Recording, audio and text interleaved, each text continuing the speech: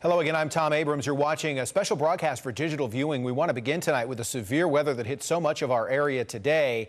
Meteorologist Kevin Roth joins us now with what we can look at for the rest of tonight and tomorrow morning. Kevin? Yeah, how about some good news here, Tom? And that's that the rain and the storms, that is clearing out to the east.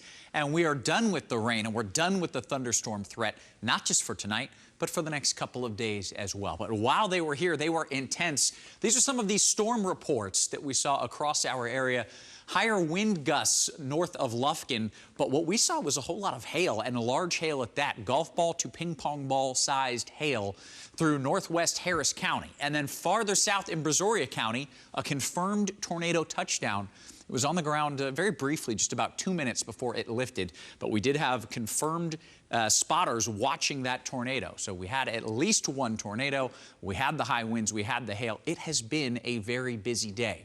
Now, as far as rainfall totals go, some of us saw inches of rain, others saw barely any, and this is a good way to look at it. Jersey Village, one of those locations that likely saw over 2 inches of rain. This is an estimated rainfall total from the radar, but about 2 inches of rain there for Jersey Village. Areas in South Houston lucky to get 1/10 of an inch of rain, and maybe not even that. Now, I mentioned we're done for the rain tonight. That continues the next couple of days as well. We're just talking about the heat. Monday, it's 82. Tuesday, it's 84. By Wednesday, it's still warm, but we're bringing in that chance for showers and storms as well. 70% coverage on the storms on Wednesday, and some of those could be severe. Tom? Kevin, thank you. And all of that weather brought high winds and hail to the northwest side of our area. ABC 13 reporter Nick Notario shows us some of the damage. After strong storms rolled through northwest Houston, chainsaws got busy.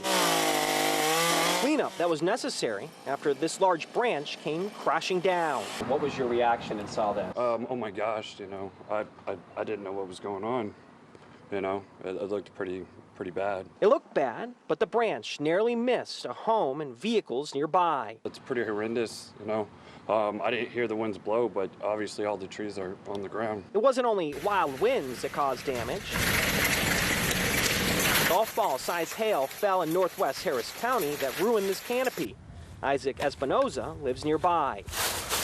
He was surprised he didn't suffer any property damage. There was a window for about maybe 45 seconds where you wanted to go check out what it was because it was so loud. So strong, his neighborhood and front yard is littered with leaves and branches. Initially, it sounded like little beads kind of hitting the window, and then it gradually sounded like something was, I guess, like it was gradually increasing. And I would say it sounded like someone was throwing a ball at the wall or something like that, but consistently. Loud bangs that left a mess in parts of northwest Houston, but nothing that a chainsaw couldn't take care of. That was Nick Notario reporting. A confirmed tornado touchdown in Brazoria County. And ABC 13's Deborah Wrigley talked to a man in Sweeney who says the wind tore the roof right off his barn. Oh, man. It's spinning over there. The same time, an ominous cloud was forming a funnel. A viewer pointed her cell phone camera at the horizon. It was moving through the Sweeney area right over Rick Gower's house. Seen the wind blowing pretty hard, and it was fierce wind, and you could hear kind of a rumbling sound, He heard other loud noises. The aftermath shows what it came from. The roof of his barn torn away, ripped into sections. The force carried the metal into an adjacent pasture. Trees missing limbs from the force of what came through here. And there's a story behind the debris lodged in this tree. I have a dog pen down here that has the pin over it. Well, they lifted the pen, but the cage is still there where the dog was. The dog wasn't injured. The houses were not damaged, but there's a lot of cleanup to do here and a barn in need of repair. Deborah Wrigley, ABC 13 Eyewitness News. That bad weather canceled all COVID-19 testing sites in Harris County and in Houston today. Health departments for the city and county say anyone who received an authorization code for a test today can use the code tomorrow.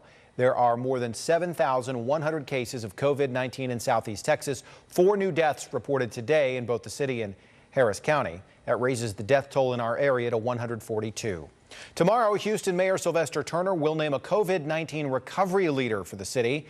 That leader will work with the business sector, nonprofit organizations, and others to develop a plan to safely and responsibly move Houston forward economically. Turner says he wants to get the economy running again, but the key is more testing. Because you want to find out whether or not someone has tested positive, and then you can move forward with the isolating and the quarantining, and quarantine people. Then the other thing is contact tracing. That's an important element. Turner says the death toll in Houston is relatively low compared to other large cities. He says doctors are telling him the pandemic is close to its peak here and the curve is starting to flatten. He's also been told hospitals do have the capacity right now to handle the patients they're seeing. Texas Governor Greg Abbott has released a plan for reopening the state. It begins tomorrow. State parks will reopen, but visitors are restricted to groups of 5 or fewer and must practice social distancing. On Wednesday, restrictions on surgeries will be loosened as long as they don't affect a hospital's capacity to treat COVID-19 patients. And on Friday, retailers can open with to-go options for customers. Additional openings will be announced on April 27th. A deadly shooting in North Houston happened behind a car wash off of Wayforest Drive in the Greenspoint neighborhood. Police tell us a 34-year-old man was shot. Now, they have a description for someone who may be an eyewitness, but not for the shooter. The victim's mother made a plea for anyone with information to come forward. Because he was a good guy, He was a cook. He had to turn his life around. He was a cook and everything. 4 kids. He was doing the best he can. He was, like she said, child of God, y'all please, whoever know anything, please come forward and let us know. If you have any information, you're asked to call the Houston Police. Well, for these stories and so many others this weekend, you can find them right here on our website at ABC13.com. We appreciate you watching and spending some time with us tonight. For all of us here at Eyewitness News and for Kevin Roth, I'm Tom Abrams. Have a good night, stay safe, and be kind to one another.